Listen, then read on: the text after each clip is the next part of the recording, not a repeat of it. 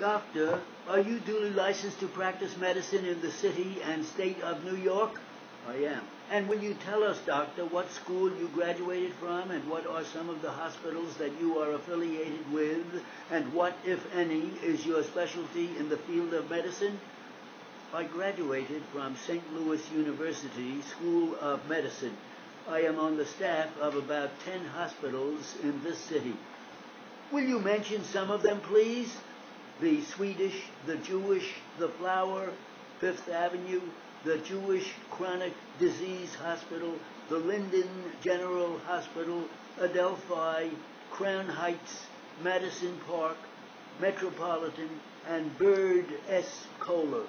I am a specialist in orthopedic surgery. I have been certified by the American Board of Orthopedic Surgeons and by the New York State Workers' Compensation Commission, and I am on the faculty of the New York Medical College. I teach other practicing physicians who wish to learn more about the specialty of orthopedic surgery, but the majority of the teaching is done to medical students. How long, doctor, have you been specializing in orthopedics? I have been specializing in orthopedics since 1942, but I have been certified as a specialist since 1951.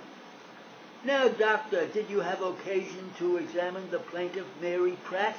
I did. And when was the first time that you saw this plaintiff? On July 5th, 1949.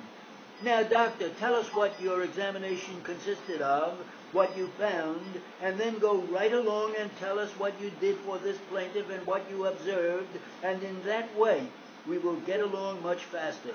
And I will ask you just one thing, doctor, to speak up so that the folks on the jury can hear you, and don't go too fast because you have a fast way of speaking. The history, as given by the patient, was that she was injured on December 8, 1948. What was the injury? She slipped between the doorways. When was that? In entering a train on 14th Street and 7th Avenue, she was struck by the door and her left foot to the knee fell down between the train and the platform. And what happened to her? People pulled her out. She walked only with strong assistance. And where did she go? She went home. Did she see anyone? She saw Dr. Salzman the following day. What injury did she sustain? The ankle was severely swollen. And was that a frequent thing? I don't know what the question means. Were x-rays taken?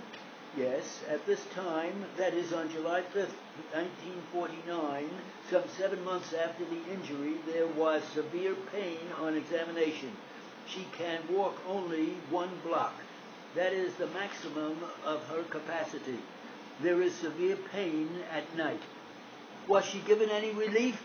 She gets some relief with warm water. Was she working? She is not working. Her work requires constant standing. Did you examine her? On examination, there is a severe leukoderma of both feet. And what is that? It is a pre-existing condition which does not cause any symptomatology. And doctor, it has to be mentioned because it is obvious on the examination, was there dorsal exostosis? Yes, there was dorsal exostosis. That is a bump on a bone on the body of the talus. Doctor, is that a keystone bone? Yes, it is a keystone bone in the foot or ankle. Doctor, where is it located? It is just below the long bone of the leg, and it is the keystone of the arch of the foot. Doctor, that is a long bone, is it? It is the long bone of the leg, which is known as the tibia. This is immediately under the tibia. The tibia is known as the shin bone for ordinary use. And was that on the right or left? That was on the left. Were all motions of the ankle normal? No, all motions of the ankle were not normal, and as a matter of fact, the subtalus joint was painful. Doctor, is that the ankle joint? Well, the ankle joint is the one connecting the leg bone to the ankle between it, but it is a joint in itself, and its motion consists only of a forward and backward motion flexion and extension. Doctor, was there a side motion?